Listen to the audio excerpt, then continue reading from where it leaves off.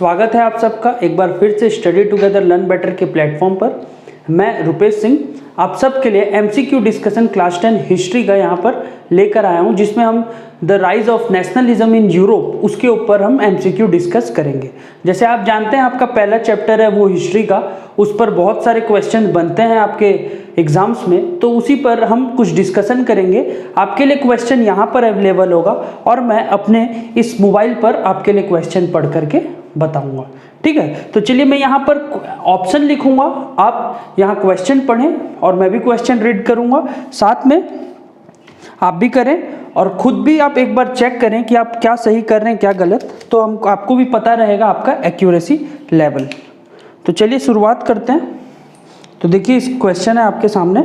पहला question, when was the first clear expression of nationalism noticed in Europe?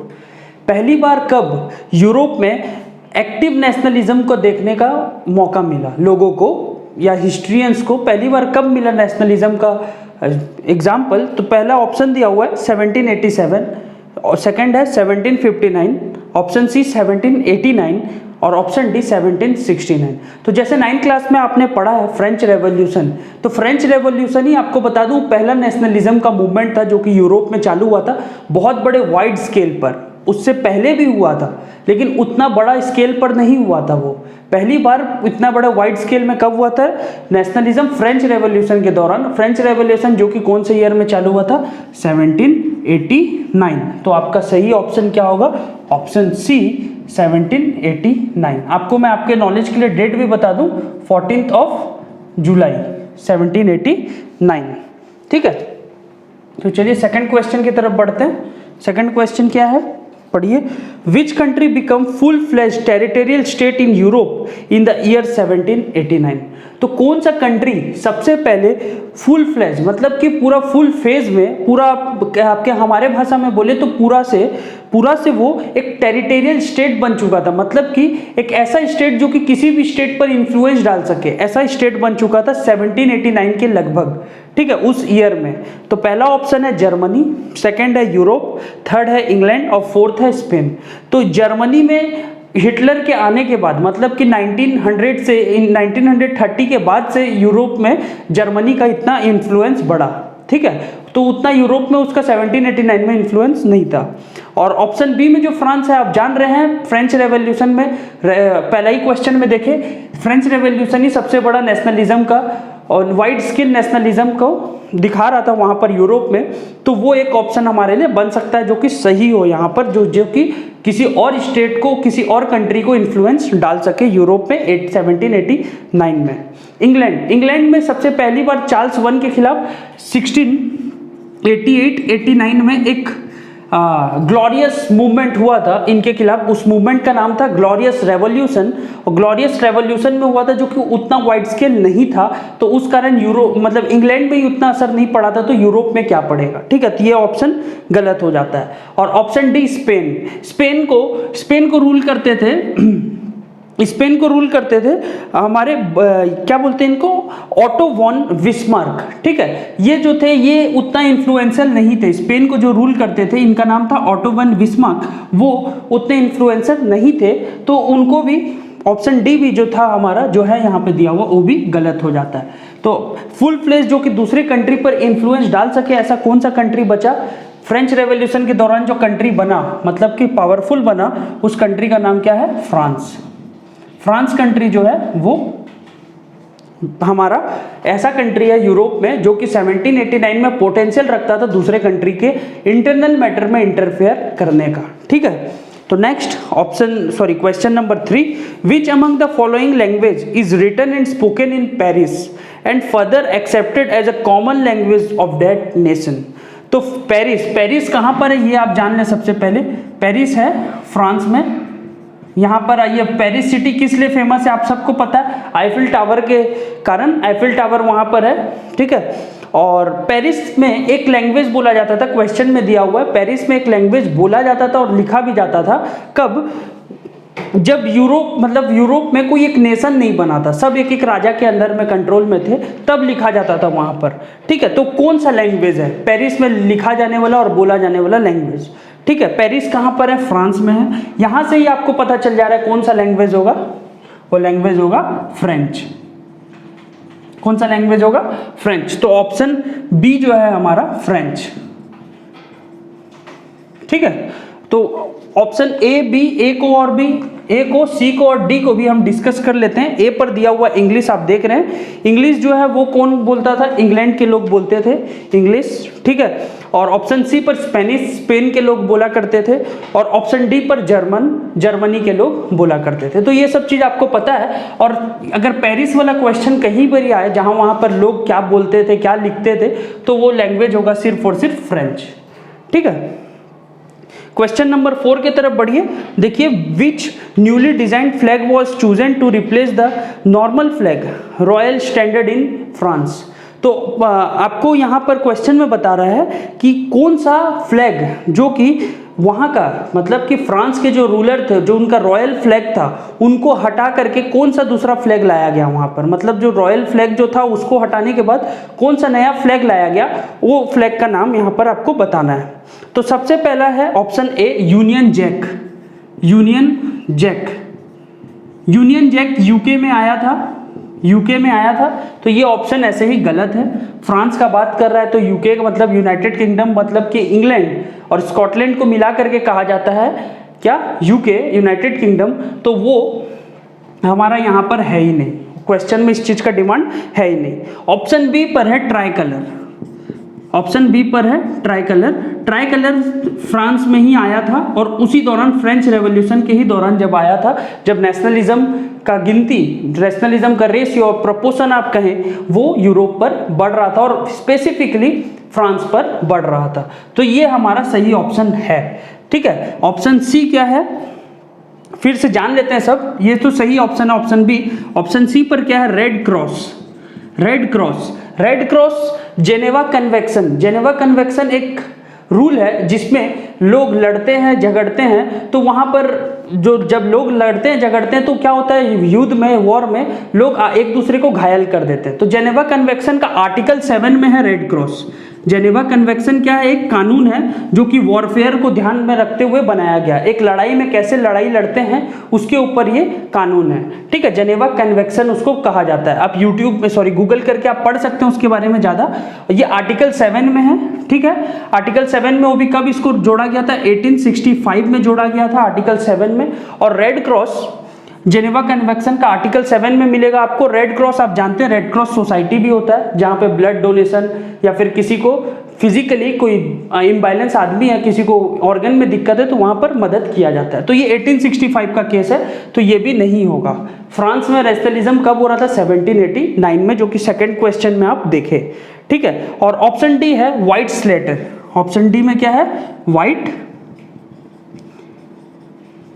Slater. वो क्या है? वो स्कॉटलैंड का झंडा है। ये अभी भी आपको स्कॉटलैंड के झंडे पे मिलेगा। ऐसे करके होगा ये झंडा में, ऐसे करके आपको मिलेगा वहां पर। ये स्कॉटलैंड का ही झंडा है। ठीक है, तो ये ऑप्शन भी गलत हो गया, ये स्कॉटलैंड का ही है। ठीक है, ये भी ऑप्शन क्या हो गया? गलत हो गया। हमको क्या चाहिए था? फ्रांस के बारे में, ये भी गलत हो गया। तो बचा क्या? हमारे ट्राई कलर, जो कि ऑप्शन बी, ट्राई कलर कहाँ का है? फ्रांस का है। ठीक है, मेरे ख्याल से आपको अच्छा अंडरस्टैंडिंग मिल रहा होगा इस पर। अगर आप फ्रेंच रेवोल्यूशन थोड़ा सा भी ध्यान में रखे होंगे तो आपको ये चीज बहुत आराम से क्लियर हो रहा होगा। ठीक है, फिर आता है question number 5। Which of the following reforms made the whole system in France more rational and efficient.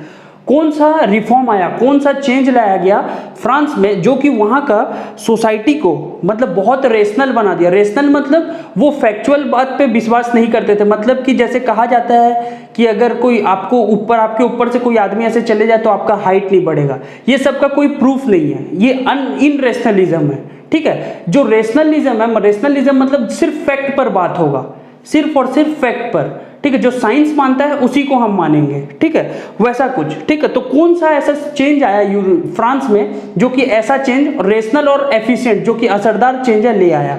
ठीक है, social reform. Social reform option A में जो दिया हुआ है वो गलत होगा, क्योंकि सोशल रिफॉर्म उस टाइम उतना अच्छे से नहीं आया था। ठीक है, वहाँ के सोसाइटी में। फिर आता है पॉलिटिकल रिफॉर्म। पॉलिटिकल रिफॉर्म भी उतना खास नहीं आया। पॉलिटिकल रिफॉर्म तब आया जब नेपोलियन वहाँ पर गद्दी पर बैठे, जब 1804 सिविल कोड, आप जो पढ़े होंगे नेपोलियनिक कोड, ठीक है, वो वाले पे आया था। ठीक, फिर उसी में ही एडमिनिस्ट्रेटिव रिफॉर्म आया था। एडमिनिस्ट्रेटिव रिफॉर्म मतलब कि वहाँ का जो एरिया है जो उसको मैनेज करते थे, वहाँ के लोगों के ऊपर में रिफॉर्म, उनके सिस्टम पर चेंज लाया गया था। ठीक है, जो कि क्या किया था, पूरा सिस्टम को एफिशिएंट बना दिया था, पावरफुल बना दिया था। ठीक है, तो जो ऑप्शन सी है एडमिनिस्ट्रेटिव रिफॉर्म, एडमिनिस्ट्रेटिव रिफॉर्म, ये बहुत ही इन्फ्लुएंशियल था और सही आंसर हमारा इस क्वेश्चन का होगा एडमिनिस्ट्रेटिव रिफॉर्म। ठीक है, और ऑप्शन डी पर है इकोनॉमिक रिफॉर्म्स। इकोनॉमिक रिफॉर्म्स ऐसे रिफॉर्म्स होते हैं जो कि इकोनॉमिक में अपना कंट्री का या फिर अपने एरिया का इकोनॉमिक्स में लेके आया गया हो, उसको कहा जाता है इकोनॉमिक रिफॉर्म। ठीक है, तो इकोनॉमिक रिफॉर्म उतना उस टाइम आया नहीं, लेकिन नेपोलियनिक कोड में इकोनॉमिक रिफॉर्म भी आया, सोशल रिफॉर्म भी आया और पॉलिटिकल रिफॉर्म भी आया।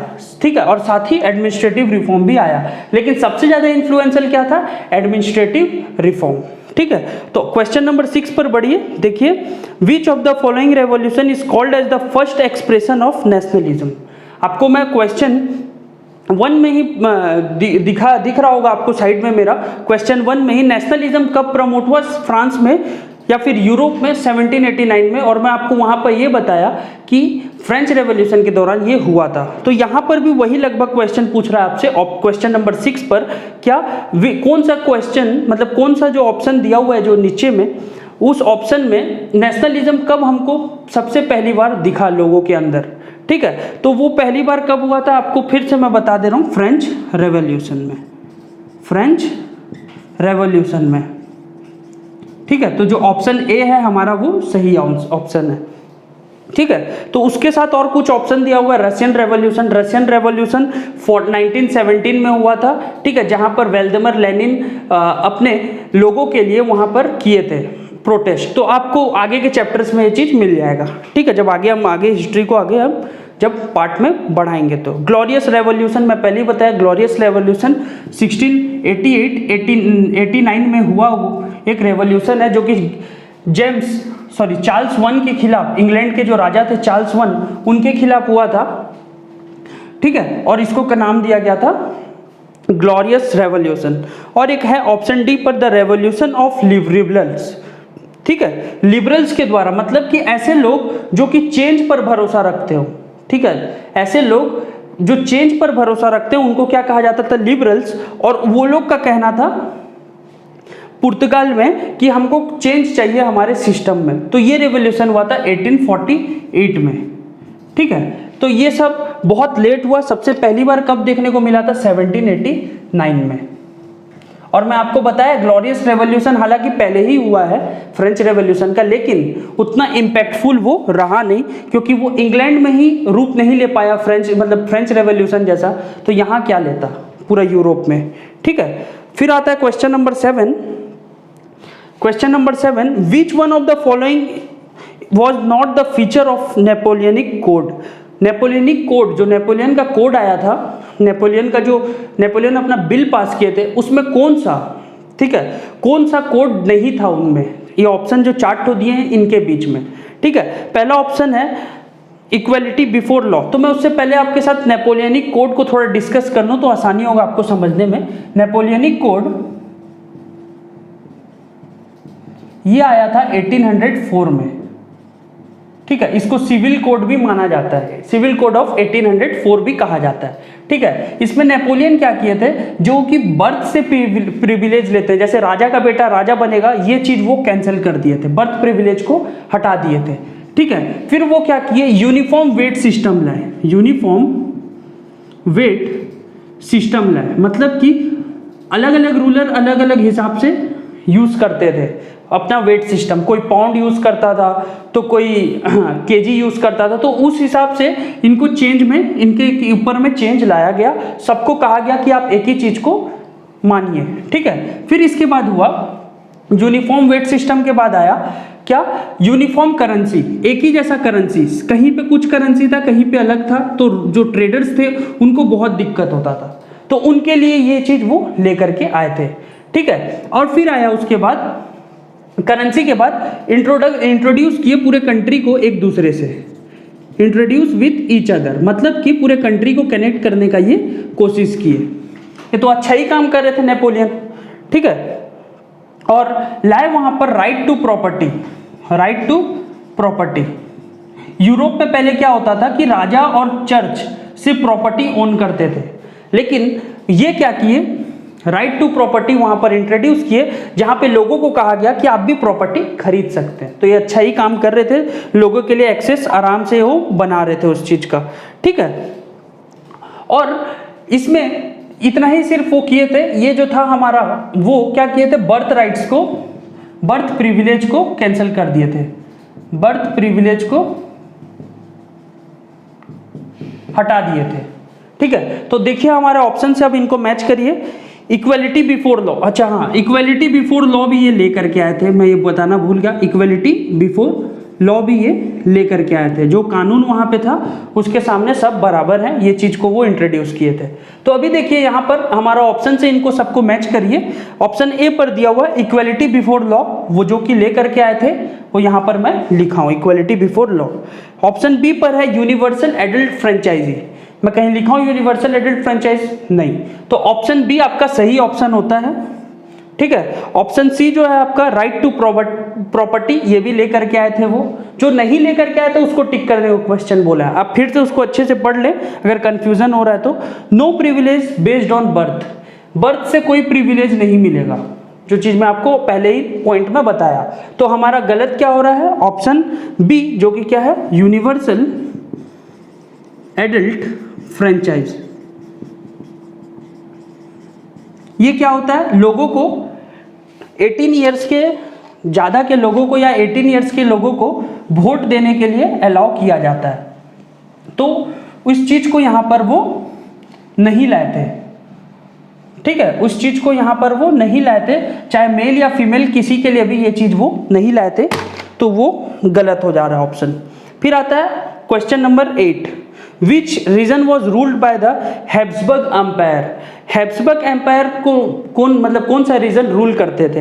हैब्सबर्ग, आपको पता होगा फ्रांस और इटली का केस में आप पढ़े हैं इसी चैप्टर में कि फ्रांस को तो मान लीजिए फ्रांस है, इसके 4 डायरेक्शन है, नॉर्थ, साउथ, ईस्ट और वेस्ट। नॉर्थ में कोई अलग रूलर, ईस्ट में अलग रूलर, साउथ में अलग रूलर और सेंट्रल से वेस्ट में अलग रूलर, ठीक है। तो सेंट्रल में भी अलग रूरल थे, ठीक है। तो सबके अलग अलग राजा थे, तो वहां दिक्कत क्या होता था, कोई एक दूसरे को पसंद नहीं करता था, तो वहां दिक्कत होता था। तो पूछ रहे हैं हैब्सबर्ग एम्पायर कहां पर रूल करता था, तो हैब्सबर्ग एम्पायर आपको ऑप्शन ए सही ऑप्शन होगा, ऑस्ट्रिया हनबर्ग, ऑस्ट्रिया, और कहां पर, हनबर्ग पर रूल करता था, हंगरी पर रूल करता था ये हैब्सबर्ग एम्पायर। हंगरी भी कंट्री है, ऑस्ट्रिया भी कंट्री है, जहां से लुईस 16 की पत्नी थी, ऑस्ट्रिया की रानी थी वो, ठीक है। और ऑप्शन बी पर दिया हुआ है फ्रांस और नेदरलैंड। फ्रांस और नेदरलैंड पे कौन शासन करता था, ये ईस्ट में पड़ता है फ्रांस और नेदरलैंड, वहां पे शासन कौन करता था, बैटेवियन डायनेस्टी। कौन सा डायनेस्टी, ऑप्शन बी पर जो दिया हुआ है आपको, वहां पर मैं डायरेक्ट बताता हूं, बैटेवियन डायनेस्टी वहां पर रूल करते थे, ठीक है। हैब्सबर्ग एम्पायर सिर्फ कहां पर रूल करता था, वो रूल करता था ऑस्ट्रिया और हंगरी पर। स्पेन पुर्तगाल पर कौन रूल करते थे, इबेरियन डायनेस्टी के लोग, ठीक है। और स्कॉटलैंड आयरलैंड पर चार्ल्स 1 रूल करते थे, ठीक है। तो हैब्सबर्ग एम्पायर कहां सिर्फ रूल कर रहा था, ऑस्ट्रिया और हंगरी पे कौन रूल करता था, सिर्फ हैब्सबर्ग एम्पायर। तो ये हमारा ऑप्शन गलत होता है इसी के लिए, ठीक है।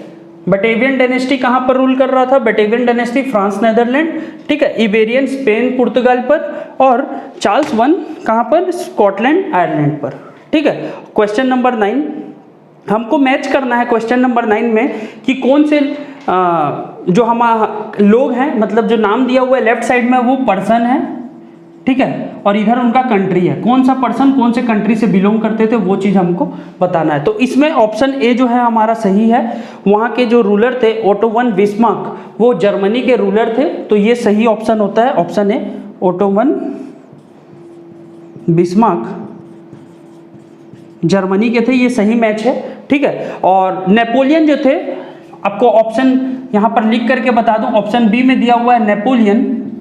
नेपोलियन कहाँ के थे? आप फ्रांस में पढ़ रहे तो फ्रांस के थे, लेकिन यहाँ क्वेश्चन में क्या दिया हुआ है आप देख लें, स्पेन दिया हुआ है, तो वो गलत है, इसी के लिए ऑप्शन बी गलत हुआ। ठीक है, मैच करना था पर्सन से कंट्री को, तो पर्सन नेपोलियन कहाँ के थे? फ्रांस के थे। उसी तरह ओटो वन बिस्मार्क कहाँ के थे? जर्मनी के थे। ठीक है, जर्मनी के थे। और गिस्पे, इनका नाम आप सेकेंड वर्ल्ड वॉर में बहुत सुनेंगे, सॉरी फर्स्ट वर्ल्ड वॉर में। गिब्से जो थे वो कहाँ के थे? वो थे इटली के। वो थे कहाँ के? इटली के। इनका बर्थ 1800 के बाद हुआ है। ठीक है, इनका बर्थ एग्जैक्टली मेरे को डेट याद नहीं, 1800 के बाद हुआ। और ये नेपोलियन और फ्रांस का रिश्ता बहुत पहले का है, बहुत पुराना है, और ये बहुत बाद का है। ठीक है, आप सबको पता है 1914 से लेकर के 1919 तक वर्ल्ड वॉर 1 चला था, जिसमें इटली भी पार्टिसिपेट किया था और इटली को हेड कर रहे थे गिस्पे। ठीक है, और बर्बन किंग्स, जो बर्बन किंग्स थे, बर्बन किंग्स जो थे वो कहाँ के थे? वो थे स्पेन के। ठीक है, तो सबका अब अपना अपना बन चुका है, गिस्पे इटली के, नेपोलियन फ्रांस के, और ओटो वन बिस्मार्क जर्मनी के। तो ऑप्शन ए हमारा सही होता है। और आप देखेंगे ऑप्शन वहां पर, ऑप्शन बी पर नेपोलियन को स्पेन से जोड़ा था, इसी के लिए वो गलत था, और बाकी दो ऑप्शन को भी उसी के कारण वो गलत हुआ। तो लास्ट क्वेश्चन है हमारा, what was the main feature of pattern of the land holding prevailing in the eastern and central Europe. तो जो लोग लैंड ओन करते थे यूरोप में, सेंट्रल और ईस्टर्न यूरोप में, खासकर ईस्टर्न यूरोप मतलब कि जो यूरोप रसिया से सटता है। अगर आप वर्ल्ड मैप देखे हो तो पता चल जाए, कोशिश करूंगा मैं वर्ल्ड मैप आपके लिए यहाँ डाल दूं ईस्टर्न यूरोप का, और एशिया का जो पार्ट कनेक्ट होता है उसी को कहते हैं ईस्टर्न यूरोप, और वहाँ का, और सेंट्रल यूरोप जो बीच का यूरोप है उसका भी इमेज कोशिश करूंगा डाल दूं आपके लिए। ठीक है, तो वहाँ के लोग को जमीन अगर ओन करना रहता था तो क्या कंडीशन होता था वहाँ पे? ठीक है, ये क्वेश्चन है। तो पहला है टेनेंट्स। टेनेंट्स मतलब घर का, जैसे भाड़ेदार जो होते हैं, भाड़ेदार होना चाहिए जमीन ओन करने के लिए, तो ऐसा कुछ वहाँ पर चल नहीं रहा था, भाड़ेदार वहाँ पे जमीन ओन कर ही नहीं सकते, तो वो ऑप्शन गलत। लैंडलॉर्ड्स, लैंडलॉर्ड्स तो जमीन ऐसे ही ओन करते थे। ठीक है, लैंडलॉर्ड्स के पास पहले ही से, लैंडलॉर्ड्स उनको यूरोप में कहा जाता था जो जमीन के मालिक होते थे, तो लैंडलॉर्ड्स तो थे ही वो। ठीक है, वास्ट इस्टेट्स, जिनके पास बहुत बड़ा साम्राज्य है, वो सेंट्रल और ईस्टर्न यूरोप में जमीन ओन करते थे। ये ऑप्शन सही होगा। अब बुक में ये थ्योरी क्वेश्चंस हैं, अब देख लें, बुक में सब छोटे छोटे पॉइंट्स में दिया हुआ है, नहीं भी देखे तो इसको अब याद कर लें। सेंट्रल और यूरोप में, सेंट्रल यूरोप और ईस्टर्न यूरोप में जमीन कौन ओन करते थे? वास्ट इस्टेट्स के मेंबर, और स्मॉल ओनर्स तो एफर्ड ही नहीं कर पाते थे जमीन का कॉस्ट। उम्मीद कर रहा हूँ आपको ये चीज़ बहुत अच्छे से क्लियर हुआ हो, 10 क्वेश्चन जिस हिसाब से मैं कवर किया। ठीक है, तो बने रहें वीडियो में और आगे के वीडियोस को देखते रहें। साइंस का भी वीडियो आपको मिल रहा है, बहुत जल्द मैथ का भी मिलेगा आपको, तो देखते रहें, प्यार देते रहें। All the very best.